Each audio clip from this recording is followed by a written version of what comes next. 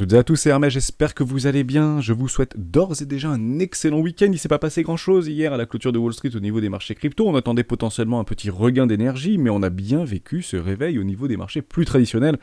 On va essayer d'en discuter ensemble dans cette vidéo, qui sera pas très longue pour le coup. On parlera également de Air France, on m'a demandé d'en parler par rapport à cette recapitalisation, notamment des États français, etc. On va en parler, est-ce que c'est intéressant ou pas d'investir dans Air France. On reparlera d'un joli rebond au niveau d'Apple, mais également au niveau de Coinbase. Parce que si on est investisseur un peu smart money et qu'on a envie d'investir plus ou moins directement dans le Bitcoin, vous avez plusieurs solutions et Coinbase en est une et on a observé un joli rebond côté Coinbase. Malheureusement, on n'a pas observé ce même rebond par rapport au crypto total. On va essayer d'en discuter ensemble, ça commence maintenant. Mais avant de commencer, je vous invite toujours à rejoindre le Discord des héros du marché. Le lien sera dans la description. Nous sommes plus de 10 000 sur ce Discord. Vous y trouverez à l'intérieur, dans l'onglet documentation, une stratégie qui s'appelle la stratégie des 4 rois. N'hésitez pas à l'utiliser, vous en imprégner, vous en inspirer. Pour vous aussi trouver votre propre style d'investissement, c'est une dizaine de pages. Je l'utilise de mon côté depuis plusieurs mois et plusieurs années et elle m'offre d'excellents résultats, que ce soit sur le court, moyen, long terme, voire très long terme. Et dans ce contexte de marché très particulier, plutôt à tendance baissière, cette stratégie prend tout son sens. Allez, faites pour vous, n'hésitez pas à venir la télécharger gratuitement. On commence tout de suite avec Bitcoin. C'est pas passé grand chose côté Bitcoin et côté du market cap total. Est-ce que c'est grave? Est-ce qu'on va continuer cette dynamique baissière? Je pense toujours à un rebond technique. Le marché ne fait pas que descendre. J'attends toujours un rebond technique, que ce soit ce week-end ou début de semaine prochaine ou courant de la semaine prochaine. On verra comment les ouvertures de Wall Street se passent. Je rappelle que tous les mouvements des week-ends sont menés à être annulés le lundi à l'ouverture de Wall Street. Et que lorsque les bougies sont belles et vertes côté Wall Street sur le S&P 500, notamment le vendredi, elles sont généralement vertes également côté lundi sur le S&P 500 et sur le Nasdaq. Donc on peut partir sur peut-être une bon début de semaine côté des marchés traditionnels. En tout cas, c'est quelque chose qui tend à se répéter dans le temps au niveau des bougies hebdomadaires.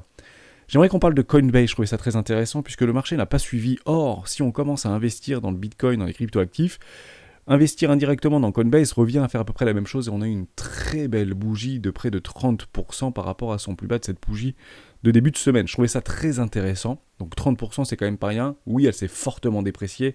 Pour moi, je pense évidemment qu'elle est sous-évaluée et je pense potentiellement également, et j'en discute beaucoup avec les membres du Discord, que potentiellement Coinbase serait le prochain Google, notamment des cryptoactifs. En tout cas, elle sera très probablement valorisée 50 ou 100 fois ses revenus. Et aujourd'hui, c'est clairement pas le cas. C'est plus près de 4 si on compare avec notamment Apple, notamment Tesla ou notamment Microsoft et d'autres. On est plus près des 7, 8, voire 9. Donc potentiellement, le bon prix actuellement sur ce marché, pour moi de Coinbase, ce serait aux alentours des $180. $200, donc on peut potentiellement s'attendre à un joli rebond s'il y a réellement un réveil des marchés qui se poursuivra potentiellement jusqu'au début de l'été ou fin de l'été. Pourquoi pas, c'est déjà arrivé, mais généralement, et ça c'est très important, on se rapproche de plus en plus du mois de juillet, août, et généralement les marchés sont plus ou moins en stand-by, les traders sont en vacances, sur leur yacht notamment, donc il ne faudra pas potentiellement s'attendre sur des fortes volatilités au niveau des marchés traditionnels. Néanmoins, sur les marchés crypto, et on l'a déjà observé, il y a déjà eu des très jolis rallyes jusqu'à fin juillet, voire début août, donc potentiellement, pourquoi pas le jouer. C'est plutôt dans ce type-là de dynamique que je suis actuellement, et j'attends bien évidemment mon rebond aux alentours des 36 000, 38 000 $, et après le temps nous le dira si oui ou non on est mûr pour continuer une dynamique haussière. On n'y est pas, et absolument pas du tout. Donc je rappelle ma boîte de Pandore, entre les 34 000 $ et les 39 000, 40 000 $, il y a des ordres au niveau de OKEx qui sont toujours positionnés sur les 40 000 $. Ça reviendrait exactement à retracer sur ce tout petit mouvement aux alentours des 618, prix psychologique. Je trouve ça extrêmement intéressant. Il faudra bien évidemment prendre des décisions de hedge, de position ou de capital d'investissement, notamment sur les cryptoactifs, sur ces niveaux de prix, c'est important, ou décharger ou se soulager de nos cryptoactifs qui ont le plus dérouillé. Peu en fait s'accorde à dire, moi je le dis, je pense que s'il y a un fort rebond technique au niveau de Bitcoin, donc 20, 30, 35%, je pense qu'il y aura des très beaux rebonds aussi sur les cryptoactifs que potentiellement aujourd'hui on pense qu'elles sont mortes. Elles auront toujours en fait des effets d'exit pump. Si ça doit en fait mourir indéfiniment dans les 5, 6, 7 prochaines années, c'est très probable en fait qu'il y ait des forts mouvements haussiers sur ces shitcoins, qu'on peut appeler ça comme ça si vous le souhaitez. Si derrière vous sentez qu'il n'y a plus de fondamental, Aujourd'hui, si on investit dans pas mal de cryptoactifs, on se dit qu'il y avait quand même quelque chose derrière. Il y avait des développeurs qui travaillaient dessus, c'était des projets qui répondaient à des vraies problématiques, que ce soit on-chain ou on-chain. Est-ce que c'est oui ou non intéressant de continuer à investir dans ces cryptoactifs ? Bien évidemment que non, puisque nous n'avons aucune structure. Mais pour celles et ceux qui sont déjà, entre guillemets, empêtrés dedans, parce que c'est le mot qu'il faut, entre guillemets, employer aujourd'hui dans beaucoup de nos cryptoactifs qu'on pensait avoir un réel avenir derrière, eh ben, il faudra penser à soulager ces positions si vous êtes bien évidemment surexposé. C'est extrêmement important. Si je vous dis qu'on a déjà réalisé ce wake-up check au niveau de ce W trimestriel sur Bitcoin, vous me croyez aux alentours des 13 000 $? Eh bien, GBTC l'a fait. GBTC, je rappelle, c'est la fiducie qui détient énormément de Bitcoin dans son portefeuille. C'est un des plus gros faiseurs de Bitcoin aujourd'hui au niveau de GBTC, de Grayscale. Et aujourd'hui, il a bien réalisé en weekly son wake-up check de ce W trimestriel. On a tendance à dire que GBTC est un petit peu en avance par rapport à Bitcoin. Lorsque GBTC montre des choses, Bitcoin tend à le suivre, et lorsque GBTC ne montre pas des choses, malheureusement, Bitcoin tend à annuler ce qu'il nous a montré, notamment sur le spot, et pourquoi pas sur les dérivés en USDT et sur les perpétuels. Je vous dis ça parce que je trouvais ça très intéressant de vous le montrer. Vous voyez ici, vous aviez un magnifique W en weekly qui n'a pas du tout été confirmé au niveau de GBTC. Or, il avait bien été validé sur le spot. Est-ce que finalement, GBTC nous avait donné la petite puce à l'oreille pour nous dire, mais finalement, ne levez pas les bras en ciel. Vous pouvez bien évidemment prendre une position de 25% sur des cryptoactifs, etc., comme je fais, comme si on suit la stratégie des 4 rois. Mais GBTC nous avait dit, non, ça n'a pas été validé. Maintenant, on se retrouve dans une situation un petit peu différente. On a écrasé nos précédents lots. Il n'y a aucun problème avec ça. Nous sommes bien dans une zone de rechargement éco. Et nous venons de faire notre wake-up check. Donc, c'était la semaine dernière ou il y a 2 semaines au niveau de GBTC. Est-ce que Bitcoin, oui ou non, va suivre son terrain ? Sachant que il y a beaucoup de smart money qui sont actuellement positionnés sur GBTC. C'est une certitude absolue, malgré les frais qui sont relativement élevés. Est-ce que ça veut dire que GBTC va continuer à s'écraser complètement par terre ? C'est pas une certitude absolue. C'est pas une certitude absolue. D'ailleurs, je ne le pense pas. Je me dis que c'est un indicateur de plus pour me dire que peut-être qu'actuellement GBTC est en train de poser son bottom de marché de façon long terme et que Bitcoin, potentiellement, n'ira peut-être pas plus bas. Intéressant cette histoire. Intéressant. On va regarder si oui ou non ça s'est déjà passé dans le passé. Est-ce que oui ou non on avait fait à peu près la même chose par rapport à GBTC dans le passé ? Est-ce que lorsque, par exemple, GBTC avait fait un bottom de marché où était parti, est-ce que oui ou non on avait retracé un peu plus profondément par rapport à Bitcoin ? On va regarder ensemble, c'est extrêmement simple. Ici, vous avez un magnifique W en weekly. Formidable, vous avez un top en weekly. Vous venez faire un wake-up check, derrière ça vient ici, on fait le crack Covid. Le crack Covid, en fait, vient exactement chercher, je trouve ça redoutablement efficace, pour le coup, vient exactement chercher, c'est pas du tout ce que je voulais faire. Voilà, ici. Le wake-up check, en fait, de ce précédent W en mensuel. Vous voyez, c'est vraiment chirurgical. On vient vraiment le toucher, en réalité. Si je viens sur le spot, est-ce qu'on voit exactement la même chose ou pas au niveau de Bitcoin sur Bitfinex, notamment ? On va le revenir ensemble. Est-ce qu'on vient exactement la même chose ? Regardez ça. Hop. Touc. Je le remets ici. On est bien venu transpercer. Si je me mets au niveau des dérivés, est-ce qu'on a vu exactement la même chose ? On est venu le transpercer. Or, ici, GBTC a bien plus retracé au niveau de Bitcoin. Est-ce qu'on le suit ? Est-ce qu'on ne le suit pas ? Est-ce que Bitcoin, oui ou non, a fait son bottom de marché ? La question reste ouverte pour moi. Il est possible que finalement, Bitcoin, au niveau de son spot, soit beaucoup plus résilient que ce qu'on peut potentiellement l'imaginer. Donc voilà, la question reste ouverte. N'hésitez pas à me le dire dans les commentaires. Est-ce que GBTC est ou pas en avance par rapport à Bitcoin ? Est-ce que Bitcoin va venir tôt ou tard faire son wake-up check alors que GBTC l'a fait ? C'est une question ouverte, n'hésitez pas à me répondre dans les commentaires. On parle très rapidement au niveau de l'order book et l'order flow, je trouvais ça intéressant aussi de vous en parler. Ce qu'il nous faudrait en réalité, c'est d'avoir en fait un retour au niveau du CVD spot, ça veut dire que le vrai achat de spot. Or, on est en train d'observer quelque chose, parce que vous savez, moi les Fibo, je les utilise dans tout et partout, et je trouvais ça intéressant potentiellement de vous en parler. C'est juste ici, tac, on est exactement, vous savez, potentiellement chirurgical, on est exactement venu travailler juste ici par rapport à nos précédents bottoms sur les 0,5. Alors les 0,5 ne sont pas un retracement de Fibonacci, mais beaucoup en fait d'institutionnels et beaucoup sur les marchés traditionnels, on utilise ces retracements de 0,5%. Pourquoi ? Parce qu'un moitié peut retracer en moitié de temps, de moitié en moitié de temps, c'est exactement ce qu'on a fait, et derrière potentiellement continuation haussière. On sera patient, on l'attendra, mais pour l'instant c'est potentiellement ce qu'on peut observer. Je trouvais ça intéressant de vous en parler. Également, toujours ce ratio long short qui est relativement écarté. Je le rappelle par rapport à ça, vis-à-vis du nombre de comptes, par rapport aux positions et au volume qu'il y a vis-à-vis des shorts et des longues. C'est très important de le rappeler. En réalité, le ratio long short, c'est par rapport au nombre de comptes qu'il y a notamment sur Binance et sur d'autres échangeurs, mais ici c'est plutôt Binance, qui sont actuellement en levier d'achat. Donc on voit qu'il y a plus de comptes en levier d'achat que de comptes actuellement en vente à découvert. Néanmoins, nous n'avons pas les volumes, nous n'avons pas les montants. En somme, peut-être qu'il y a beaucoup de petits portefeuilles ou tout petits portefeuilles qui essayent de se refaire actuellement en levier d'achat, mais que de gros portefeuilles, voire de très gros portefeuilles sont actuellement en train de se couvrir et sont en train de se hedger et en train d'appuyer très très fort, entre guillemets, sur la tête de Bitcoin. Et ça, on le voit plutôt par rapport au taux de financement. On le voit bien au niveau du taux de financement sur notamment Bybit, sur notamment OKEx, etc. Un petit peu moins sur Binance, parce qu'on est plutôt sur la neutralité pour moi au niveau de Binance. Quand on est sur les 0,02 pour moi, on est plutôt sur une zone de neutralité. Mais on repasse en fait tout doucement dans le rouge ici, donc le taux de financement devient négatif. Ça veut dire que c'est plus intéressant, entre guillemets, d'acheter ce marché en long plutôt que de le vendre quand c'est du rouge. Et je vois que c'est quand même beaucoup du rouge. Okay, donc il y a des volumes qui sont importants au niveau du taux de financement, notamment par les market makers sur Bitcoin actuellement et sur les dérivés, sur des contrats perpétuels. Mais on voit quand même qu'au niveau du ratio long-short, on est quand même relativement écarté. On se dit 70%, c'est pas énorme. Je le rappelle, au niveau de mars 2020, c'était juste ici, parce que c'est quelque chose qu'il faut vraiment rappeler et vous redonner, comme ça vous allez peut-être mieux l'appréhender.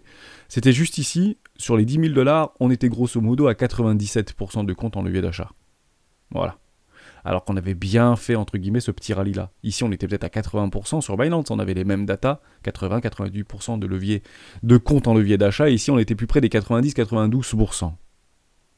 Ça n'a pas empêché que juste en bas du crack, et c'était un vrai billet psychologique, entre guillemets, à essayer de supprimer.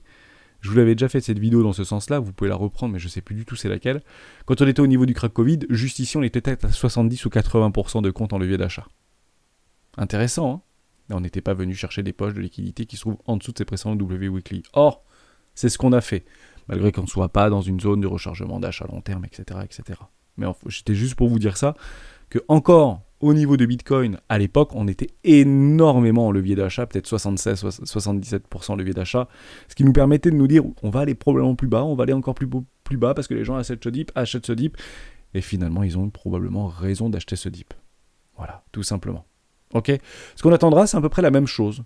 C'est vraiment un avalement, en fait, de toute cette bougie baissière actuelle, qui était extrêmement forte. Ici, on avait eu le break, retournement de tendance, on n'est jamais revenu plus bas, donc ici j'attendrai exactement la même chose pour redevenir boule, parce qu'on me pose beaucoup la question dans les commentaires YouTube.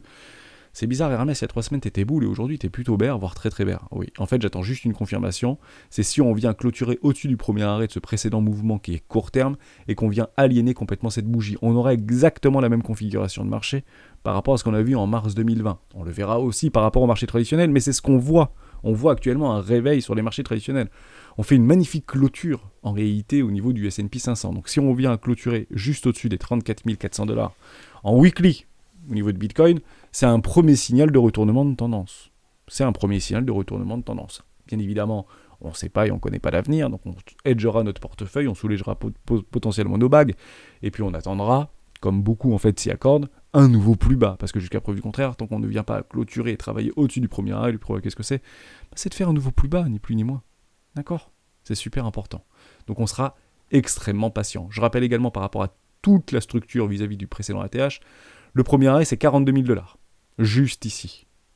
Donc vous voyez qu'on peut travailler, clôturer ici, au-dessus des 34 000 $, venir jusqu'aux 42 000 $, sachant que beaucoup en fait des lot wave seront annulés par rapport aux 40 000 $, parce qu'il y a beaucoup de A, de B, enfin de B, de Y qui sont actuellement positionnés aux alentours des 40 000 $, donc ça reviendrait en fait à remettre en doute votre scénario, mais c'est pas grave, parce qu'on le refait au niveau des lot wave, il faut le comprendre, il n'y a pas de souci, on ne joue que des probabilités, mais actuellement le plus probable, c'est qu'on fasse bien évidemment de nouveaux plus bas, puisque la dynamique reste baissière.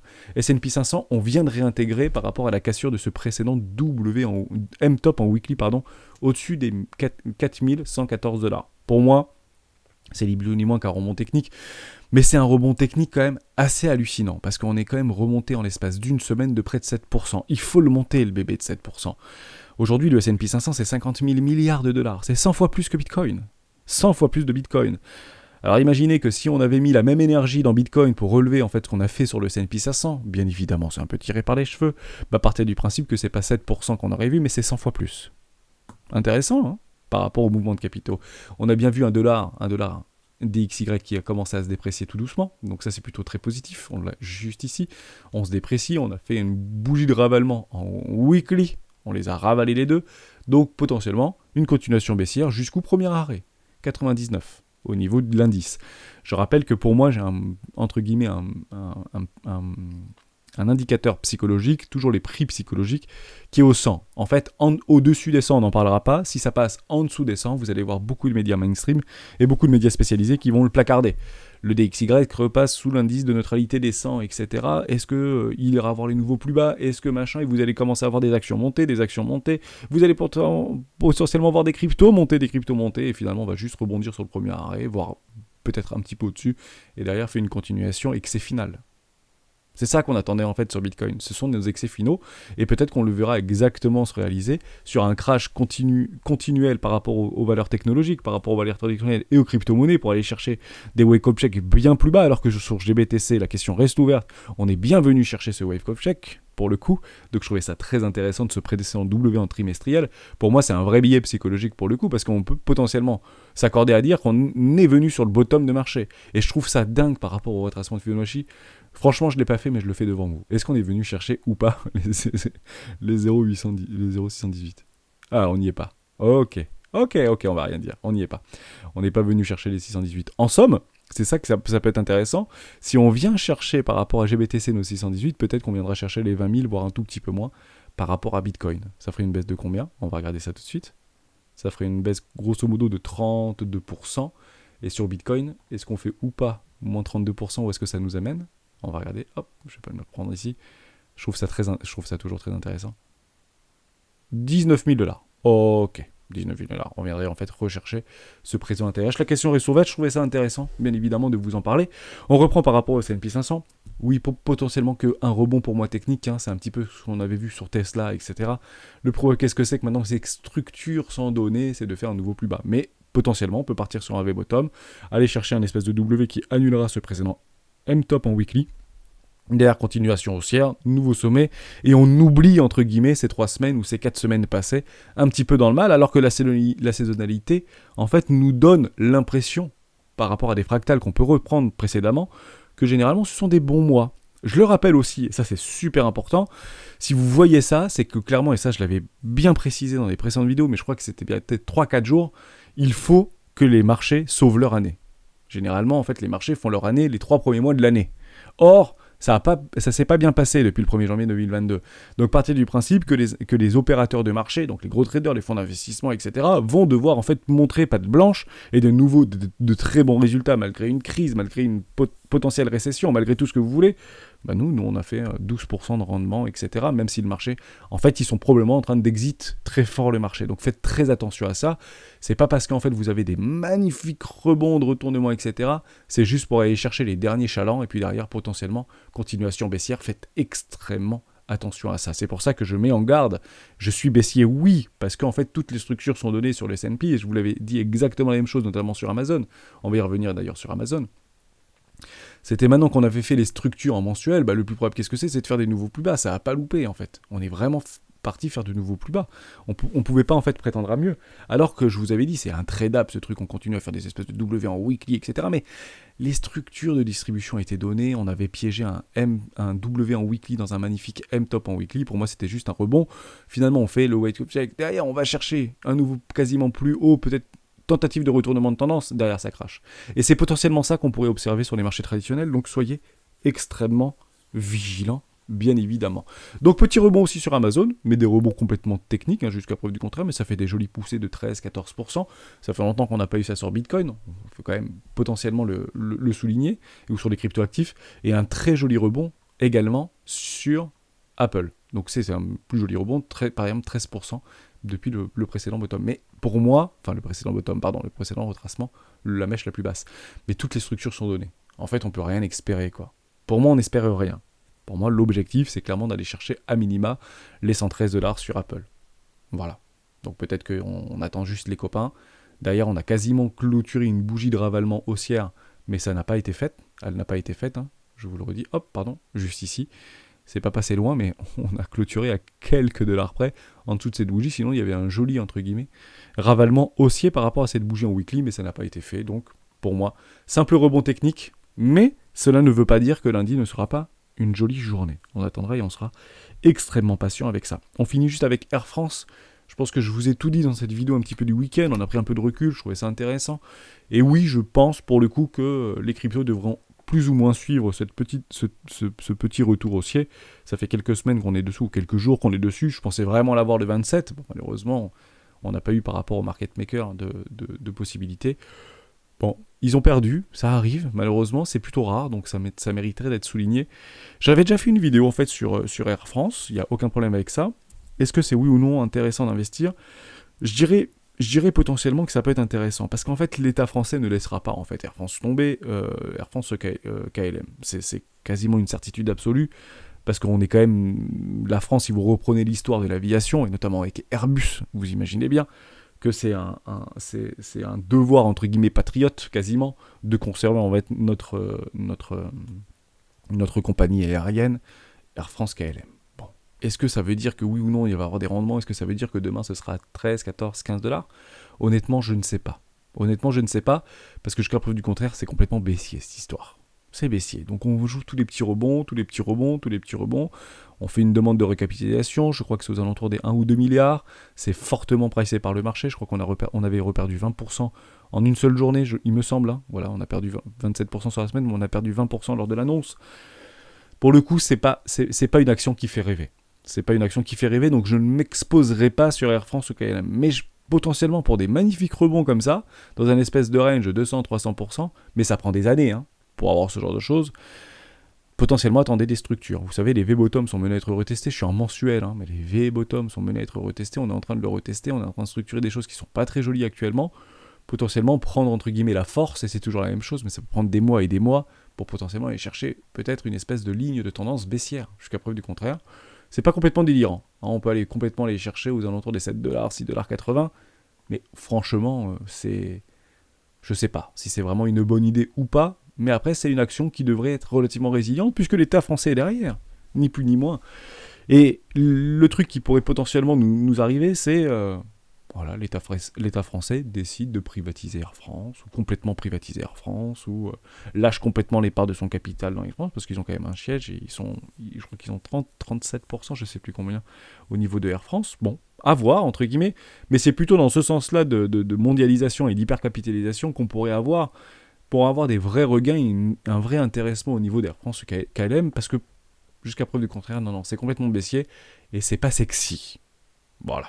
Je préfère être très clair avec vous, je trouve pas ça joli, tout simplement. Mais je l'avais quand même noté, décembre 2021, l'État français annonce renforcer sa position dans l'entreprise après la crise du Covid. Des millions de voyageurs voudront partir, voir Paris et potentiellement partir en voyage, mais voir Paris, donc généralement quand vous venez en France, vous prenez Air France, potentiellement. Donc je l'avais noté, je me suis dit que ça pouvait faire un joli rebond. Bon, on l'a clairement pas eu, quoi. Ça n'a pas bien vécu la crise, entre guillemets, au niveau post-Covid. C'était mars 2020, ça se relève pas. Ça se relève pas, je me suis dit qu'il y aurait peut-être un regain d'énergie, etc. Rien du tout, c'est complètement pâté dans les traces de fer. Dans les bas-fonds, dès lors, on n'efface pas tout, mais prenez potentiellement la force. Si on commence à avoir en fait une structure, une dynamique haussière sur Air France, et vous pouvez le faire sur toutes vos actions, c'est un peu comme Orange aussi, pardon, j'arrive pas à le choper celui-là, en délit. Mais grosso modo, voilà, au-dessus des 3$, clôture au-dessus des 3$ en mensuel, ça peut potentiellement initier peut-être un tout petit rebond jusqu'au 6-7 mai. Il ne faut pas attendre plus, quoi. Je pense qu'il ne faut pas attendre plus sur du moyen long terme. En réalité, si on prend Orange, il fait son petit bout de chemin, Orange, il est content.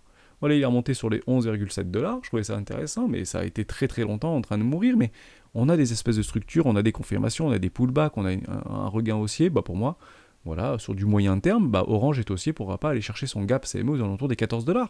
Donc je trouve ça intéressant. Vous allez me dire, ouais, mais c'est pas maintenant qu'on va aller chercher le gap, etc. Oui, mais en réalité, Air France, il est exactement ici. Et je dis pas que Air France ne peut pas faire ça. Mais jusqu'à preuve du contraire, on ne pouvait pas l'indiquer à ce moment-là. Ok ? C'est super important. Mais le marché se met en place tout doucement, sachant que Orange est une action plutôt de rendement, et très défensive au niveau des télécoms et des dot-com.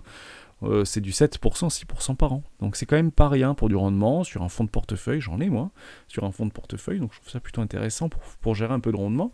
Et puis derrière, ça fait son petit train de vie, et puis je prendrai mes tech profits lorsque je prendrai mes 110%, mais j'en suis pas loin, puisque j'en ai acheté en dessous des 10$. J'en ai acheté vers les 8$, investissement 1 ici, pardon, 9$, exactement. Donc potentiellement, si ça veut partir aux alentours des 22-23$, bah c'est possible, puisque c'est grosso modo, beaucoup d'analystes en fait s'accordent à dire que la bonne valeur, le bon prix de la valeur d'Orange par rapport à son rendement, etc., parce que c'est une entreprise qui génère énormément d'argent et de cash flow, comme beaucoup d'entreprises d'ailleurs, notamment du CAC 40, il n'y a aucun problème avec ça. Et bah potentiellement le bon prix d'Orange sera aux alentours des 22-24 euros. Voilà, on finira cette vidéo là-dessus, j'espère que ça vous a plu, qu'on a pris un petit peu de recul, donc je reste accroché peut-être à défaut à mon rebond technique aux alentours des 36, 34, 36, 38 000$, hein, je l'ai annoncé dans les vidéos d'hier, je pense qu'on va potentiellement l'avoir, je pensais qu'on l'aurait éventuellement plus tôt, on sera extrêmement vigilant par rapport à la clôture mensuelle, parce que c'est ça qui compte, c'est clairement les clôtures mensuelles de mardi soir, notamment sur les S&P 500 et les valeurs traditionnelles. En tout cas, on a pris un bon rebond technique pour avoir une magnifique clôture en mensuel. On finira juste la vidéo là-dessus. J'efface absolument tout. Mais c'est pas une mauvaise bougie d'avoir une énorme bougie de ravalement comme ça. Potentiellement, elle va venir. Et ça, c'est très joli à voir hein, sur les S&P 500. Vous voyez, vous avez un magnifique M-top ici en mensuel. Et on est au-dessus de notre ligne de coût. Ce qui compte, ce sont les bougies mensuelles. Donc on a 3 jours pour confirmer ou infirmer. Partez du principe que si on clôture en dessous des 4114$ sur le S&P 500 en mensuel, on confirmera un magnifique M-top en mensuel, mèche comprise. Pourquoi les mèches comprises? Puisque chez les rois, on n'oublie personne et vous êtes tous les bienvenus. Merci à toutes et à tous d'avoir suivi cette vidéo jusqu'au bout. Les structures de time frame supérieures prévalent bien évidemment sur les time frames inférieurs. Ça, c'est super important. Ok, voilà pour ça. Ciao, dans une prochaine vidéo du Roi du Bitcoin, on se retrouve lundi pour un live, 12h30 pour ceux qui veulent.